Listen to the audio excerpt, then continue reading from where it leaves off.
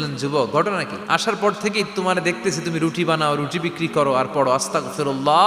যুবক বলে, আস্তাগফিরুল্লাহ আমার সবচেয়ে বেশি পছন্দের আমল। আমি সব সময় আঠার মতে ইস্তেগফারের সাথে লেগে থাকি আর সব সময় পড়তে থাকি আস্তাগফিরুল্লাহ, আর এর বদৌলতে আল্লাহ আমারে মুস্তাজাবুদ দাওয়া বানিয়ে দিয়েছে। আহমদ ইবনে হাম্বল তো অবাক, তুমি মুস্তাজাবুদ দাওয়া রুটিওয়ালা? আমি এত বছর হাদিস পড়াই, আমিও তো মুস্তাজাবুদ দাওয়া না, তুমি দোয়া করলে সব কবুল হয়ে যায়? যুবক বলে, না আনা মুস্তাজাবুদ দাওয়া। আমি আমার জীবনে যত দোয়া করেছি কবুল করে নিয়েছে কে? সব দোয়া কবুল করে নিয়েছে আল্লাহ, একটা দোয়া ছাড়া। কি সেই দোয়া? যুবক এবার বলতে শুরু করলো, আমার জীবনে যে দোয়াটা আল্লাহ কবুল করে নাই সেটা হচ্ছে আমি আল্লাহর কাছে অনেক চেয়েছি, অনেক দোয়া করেছি যে আল্লাহ, শুনেছি এই জামানার সবচেয়ে বড় মুহাদ্দিস, তার নাম নাকি ইমাম আহমদ ইবনে হাম্বল। আল্লাহ তোমার কাছে আমার চাওয়া, আমি যেন এই ইমাম আহমদ ইবনে হাম্বলরে দেখে মরতে পারি। আহমদ ইবনে হাম্বল আবেগপ্রবণ হয়ে গেলেন, চোখের পানি ছেড়ে দিলেন, বললেন, যুবক তোমার এই দোয়াটাও কবুল হয়ে গিয়েছে। আহমদ ইবনে হাম্বল তোমার দরবারে ছুটে